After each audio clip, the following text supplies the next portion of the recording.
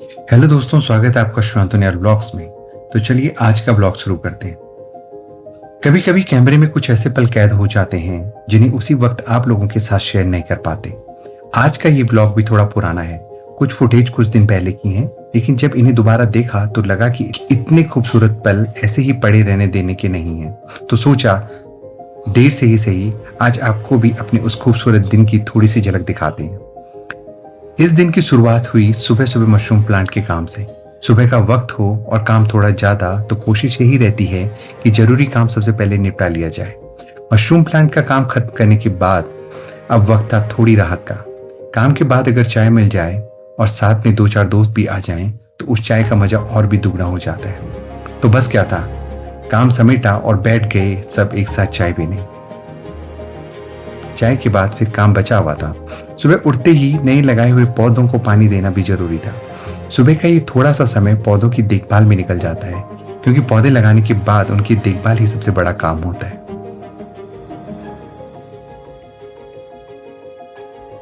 और यहाँ आप देख सकते हैं कि लॉन के चारों तरफ हमने जमीन की खुदाई कर रखी है, क्योंकि आगे चलकर इसी जगह पर सब्जियां और दूसरे पौधे भी लगाने का प्लान है। अब बारी थी इस एरिया को और खूबसूरत बनाने की। यहाँ अभी जो घास दिखाई दे रही है आपको, वो घास पुरानी है, तो हम सोच रहे हैं यहाँ पे कोई नई घास और बढ़िया घास लगाई जाए, जो कि मैंने आपको पिछले ब्लॉग में दिखाया था। इसलिए सबसे पहले इसे पूरी तरह उखाड़ना था। जहाँ नई घास लगानी थी वहां से सारी पुरानी घास निकाली, जमीन की खुदाई की और पूरे एरिया को नई घास के लिए तैयार किया। और इसके बाद आई उस घास की जिसे हम दिल्ली से लेकर आए थे। ये थी मैक्सिकन ग्रास और इसके रोल बनाकर लाए थे। इनके रोल हमने यहाँ लाकर एक दो दिन पहले ही खोलकर रख दिए थे, ताकि ये अच्छी तरह इस क्लाइमेट को अडॉप्ट कर लें। अब इस मैट्स को तैयार की हुई जमीन पर एक एक करके बिछाना था। जहां मिट्टी और मेहनत दिखाई दे रही है, कुछ समय बाद यही जगह हरी भरी दिखाई देगी। और पौधों के साथ यही तो सबसे अच्छी बात होती है कि आज की मेहनत का खूबसूरत परिणाम कुछ समय बाद दिखाई देता है। घास का काम चल ही रहा था कि नजर गई बोगनवेलिया की बेल पर। तो सोचा कि जब घास बिछ ही रही है तो क्यों ना इसकी भी कुछ कटिंग तैयार की जाए, क्योंकि ये केवल एक ही प्लांट था हमारे पास। तो बोगनवेलिया की अच्छी टहनियां चुनी और उनकी कटिंग तैयार करने लगे। पौधों की यही खूबसूरती है, एक छोटी सी कटिंग भी सही तरीके से लग जाए तो कुछ समय बाद वही एक नया पौधा बन जाता है। काम के बीच बंदरों की एंट्री भी हो गई। पहाड़ों में रहना है तो बंदरों से मुलाकात तो होती ही रहती है, लेकिन इस बार हमने उनके लिए भी पहले से थोड़ा जुगाड़ कर रखा था। इसलिए वो आसपास तो घूम रहे थे, लेकिन हमारे इस एरिया के अंदर नहीं आ रहे थे। उसका पूरा जुगाड़ आपको दिखाते हैं। अब थोड़ा नजर डालते हैं अपने फलदार पेड़ों पर। सबसे पहले ये हमारा प्लम का पेड़। ये पेड़ अभी छोटा है, लेकिन इस पर कुछ प्लम लगे हुए हैं। अभी हरे हैं, कुछ थोड़ा बहुत पकने की कगार पे हैं, लेकिन अपने लगाए हुए पेड़ पर फल देखना अपने आप में ही एक अलग खुशी होती है। और इस दिन का मौसम भी कमाल था। पहाड़ों का मौसम वैसे भी कभी भी अपना रंग बदल लेता है, लेकिन जब मौसम इतना अच्छा हो, हवा चल रही हो और चारों तरफ हरियाली हो, तो काम करने का मजा दुगना हो जाता है। इसके बाद आता है ये है हमारा आड़ू का पेड़। इसकी सुरक्षा के लिए हमने चारों तरफ जाली लगा रखी है, ताकि फल आने के बाद उन्हें बंदरों से बचाया जा सके। और इसी के नीचे ये है इनका गार्ड सुल्लू। उसके लिए हमने एक छोटा सा छप्पर बना रखा है, ताकि वो भी बंदरों से सुरक्षित रहे और धूप से भी सुरक्षित रहे।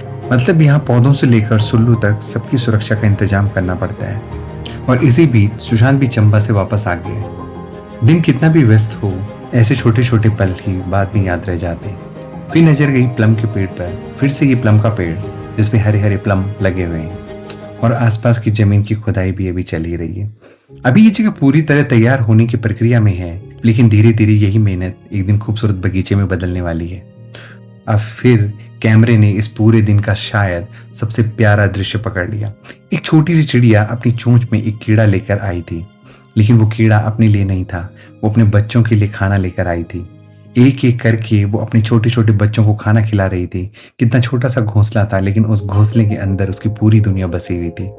और उस छोटी सी चिड़िया की पूरी भागदौड़ बस अपने बच्चों के लिए थी। माँ चाहे इंसान की हो या एक छोटी सी चिड़िया की, बच्चों के लिए उसकी मेहनत कभी छोटी नहीं होती। हम अपनी दुनिया में व्यस्त रहते हैं और प्रकृति अपनी ही दुनिया में, लेकिन अपनों के लिए कुछ करने की खुशी दोनों जगह एक जैसी होती है।